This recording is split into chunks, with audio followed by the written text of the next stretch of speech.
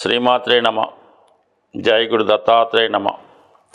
ఈ వీడియోలో మనం సింహరాశి వారికి యోగించే దశలు ఏమిటి అంటే, ఏ గ్రహ దశలో సింహరాశి వారికి లేదా లగ్నం వారికి ఆ దశ యోగిస్తుంది అంటే మంచి ఫలితాన్ని ఇస్తుంది, అభివృద్ధిని ఇస్తుంది, సక్సెస్ని ఇస్తుంది అన్న విషయాన్ని ఈ వీడియోలో మనం పరిశీలిద్దాం. సింహరాశి వారికి రాశ్యాధిపతి రవి. అంటే రవి మహాదశ 6 సంవత్సరాలు మాత్రమే ఉంటుంది. ఎవరికన్నా లగ్నాధిపతి దశ జీవితంలో చాలా ఉన్నత స్థాయికి తీసుకెళ్తుంది, నిలబెడుతుంది, స్థిరపరిచే విధంగా చేస్తుంది. అయితే మరి వీళ్ళకి కేవలం రవి 6 సంవత్సరాలు ఇవ్వటం వల్ల వీరి జీవితంలో రవి దశ ఎప్పుడైతే వస్తుందో వాళ్ళు పుట్టిన నక్షత్రాన్ని బట్టి ఆ సమయంలో ఏ స్థాయిలో ఉన్నా సరే చాలా ఉన్నత స్థాయికి తీసుకెళ్ళడం జరుగుతూ ఉంటుంది.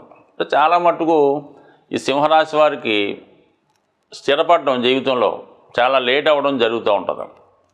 సుమారుగా 45 సంవత్సరాల తర్వాతే జీవితంలో వాళ్ళు అంటే వాళ్ళకి అనిపిస్తుంది మేము జీవితంలో స్థిరపడ్డాం, అభివృద్ధిలోకి వచ్చామని అనిపిస్తూ ఉంటుంది. అంటే చూసిన వాళ్ళకి కామన్గా వీడు బాగానే ఉన్నాడు అనుకుంటారు, కానీ వారి మనసుకు మాత్రం కేవలం అది జీవిత ద్వితీయార్థంలో రావడం జరుగుతూ ఉంటుంది. అంటే వీళ్ళకి ఎప్పుడు తృప్తి, మంచి భార్య, అనుకూలమైనటువంటి సంతానం, వృత్తిలో హోదా ఇవి వచ్చిన తర్వాత మాత్రమే వాళ్ళు సంపూర్ణంగా సంతోషంగా ఉన్నట్టు వాళ్ళకి అనిపిస్తూ ఉంటుంది. బట్ ఏవైనా ఈ సింహరాశి వారికి రవి దశ చాలా వరకు పనిష్మెంట్ ఇచ్చినా, అభివృద్ధి ఇచ్చినా, పైకి తీసుకెళ్ళినా, కిందకు తోసేసినా ఈ రవి 6 సంవత్సరాలు మాత్రం ఒక గొప్ప అనుభవాన్ని ఇవ్వడం జరుగుతూ ఉంటుంది. అప్పటిదాకా ఉన్నటువంటి పరిస్థితిని కంప్లీట్గా చేంజ్ చేయడం జరుగుతూ ఉంటుంది. దాని తర్వాత చంద్రుడు. అంటే చంద్రుడు వ్యయాధిపతి అవటం వల్ల, అయితే రాశ్యాధిపతి రవికి మిత్రుడు అవటం వల్ల చాలా వరకు ఈ సింహరాశి వారికి చంద్రమహాదశ యోగించడం జరుగుతూ ఉంటుంది. అంటే ఏ విధంగా యోగిస్తుంది? 12వ భావంలో ఉండడం వల్ల మాతృ సౌఖ్యాన్ని ఇస్తుంది.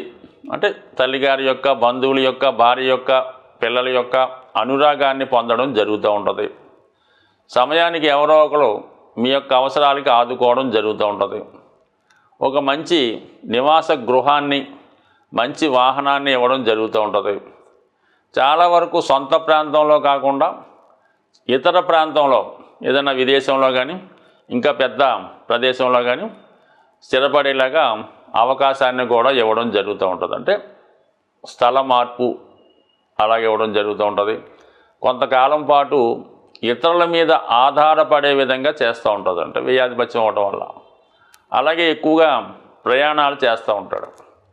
అలాగే కొంతవరకు హెల్పింగ్ నేచర్ వల్ల తన యొక్క సంతోషంతోనే ఇష్టపూర్వకంగానే ఇతరులకి ధనం ఇవ్వడం వల్ల అది ఇంచుమించుగా నష్టపోవడమే. అంటే దానివల్ల పొగడ్తలు, గుర్తింపు, ఆహావోహం అంటారు తప్ప ఆ ధనం మాత్రం తిరిగి రాదు. అంటే ఒక విధంగా సింహరాశి వారికి అదే ఆనందం అన్నమాట. ఎవరికైనా హెల్ప్ చేస్తేనే వీళ్ళకి సంతోషం ఉంటుంది. అందువల్ల వాళ్ళు ఇచ్చినా కూడా కొంతమంది వెనక్కి తీసుకోరు. అందువల్ల ఏదైనా ఈ రాశి వారికి, లగ్నం వారికి రవి దశ, చంద్రదశ మిక్స్డ్ ఫలితాలు మాత్రమే ఇస్తాయి. పూర్తిగా ఆహావోహం అన్నట్టయితే మాత్రం ఇవ్వవు. ఇక వీళ్ళకి యోగించే దశ కుజ మహాదశ. అంటే కుజుడు యోగకారకుడు, చతుర్థ భాగ్యాధిపతి అవటం వల్ల అది కుజ మహాదశలో మీరు వ్యాపారంలో ఉన్నా, రాజకీయంలో ఉన్నా, ప్రభుత్వ సర్వీస్లో ఉన్నా ఖచ్చితంగా మిమ్మల్ని ఉన్నత స్థాయికి తీసుకెళ్ళడం జరుగుతుంది. చాలా వరకు ఇదే టైంలో సొంత గృహాన్ని ఏర్పరచుకుంటారు. విదేశ ప్రయత్నాలు ఫలిస్తాయి. పిల్లల యొక్క అభివృద్ధి మీకు శుభాన్ని ఇస్తుంది. ఏదన్నా ఒక సెటిల్మెంట్ దశలాగా అంటే ఈ తక్కువ పీరియడే ఉంటుంది 7 సంవత్సరాలు. కానీ 7 సంవత్సరాలు ఖచ్చితంగా మీరు ఆ టైంలో పర్ఫెక్ట్గా దృష్టి పెడితే ధన సంపాదన మీద, కుటుంబం మీద జీవితాంతం వేరేం కష్టపడక్కర్లేదు. ఆ 7 సంవత్సరాల్లోనే ఒక తరానికి సరిపోయే ధనం సంపాదించవచ్చు. కేవలం భూముల ద్వారా అయితేనే, రాజ్యాధికారం వల్ల అయితేనే, లేదా రాజకీయ రంగం వల్ల అయితేనే చాలా వరకు మరి ఏముంది, ఒకసారి ఈ భూముల ధరలు పెరిగినప్పుడు ఎంత విశేషంగా వెళ్తున్నాయో మీకు తెలుసు కదా. అందుకనే ఎవరైనా సింహ లగ్నం వారు రియల్ ఎస్టేట్లో భూముల మీద పెట్టుబడి పెడితే జీవితంలో వాళ్ళు నష్టపోవడం జరగదు, కనీసం వాళ్ళ సంతానం అన్నా బాగుపడడం జరుగుతూ ఉంటుంది. అలాగే ఈ రాశివారు భూమి అమ్ముకుంటే మాత్రం చాలా నష్టపోతారన్నమాట. అంటే తర్వాత చాలా బాధపడుతుంటారు జీవితాంతం. అదే మీకు పదే పదే గుర్తొస్తుంటుందా, రోడ్డు పక్కన పొలం 7 ఎకరాలు అమ్మేశాం, 4 ఎకరాలు అమ్మేశాం, 10 ఎకరాలు అమ్మేశాం, మా నాన్న అమ్మేశాడు అంటే. సింహరాశి వారు భూమిని పోగొట్టుకుంటే మాత్రం చాలా ఇబ్బంది పడతారు. కాబట్టి ఎప్పుడైనా సరే వాళ్ళు మాత్రం భూమిని అయితే అమ్మకూడదు. ఇంకా వాళ్ళకి యోగించే ఇంకొక దశ గురు మహాదశ. గురువు కూడా వీళ్ళకి ఎలా ఉందంటే మరి పంచమ అష్టమాధిపతిగా ఉంటాడు. ఒక విధంగా పూర్వపుణ్య స్థానం కాబట్టి చాలా వరకు మరి ఈ రాశిలో ఈ రాశివారు కొంతవరకు సంతానం ద్వారా అదృష్టాన్ని పొందుతూ ఉంటారు. అంటే పిల్లలు ఏదో విదేశంలోనో ఇంకా గొప్ప ఉద్యోగంలో చేరడం వల్ల చాలా వరకు మీకు సంతానం ద్వారా కలిసి వస్తుంది. అలాగే పూర్వపుణ్యంలో మీరు చేసిన ఫలితం ద్వారా, అంటే మీ పూర్వపుణ్యం బట్టే మీ యొక్క సంతానం కలుగుతూ ఉంటారు.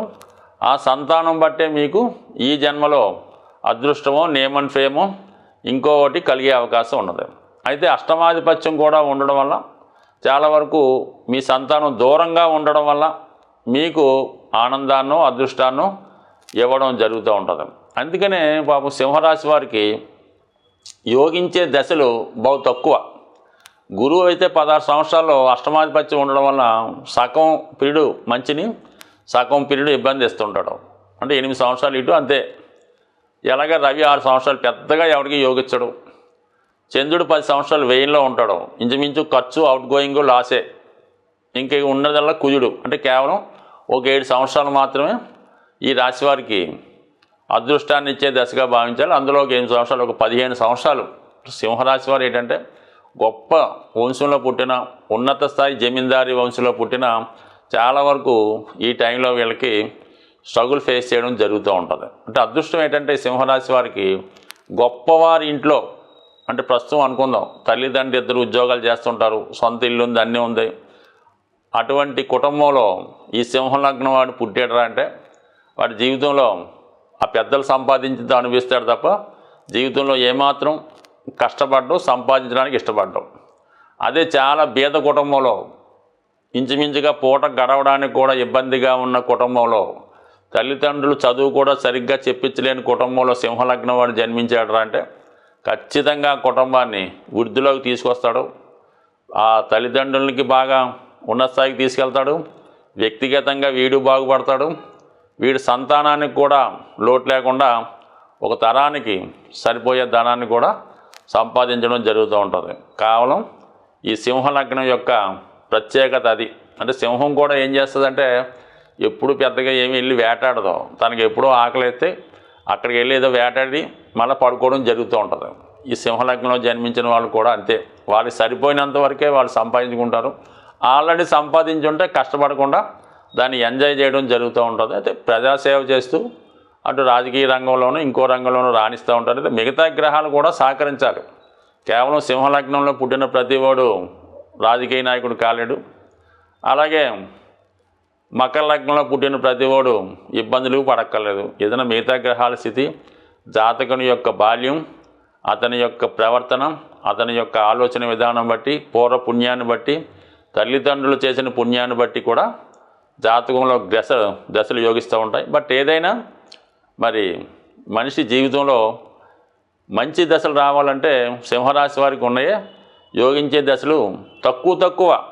అంటే ఇప్పుడు కొన్ని లగ్నాల వారికి ఏంటంటే దశలన్నీ చాలా లాంగ్ పీరియడ్ ఉంటాయి. బుధుడు 17 సంవత్సరాలు, శుక్రుడు 20 ఉంటాడు, శని 19 ఉంటాడు. వీళ్ళకేమో చంద్రుడు 10, రవి 6, కుజుడు 7 అంతే. గురువు ఒక్కడే 16, అందులో సగమే ఇస్తాడు.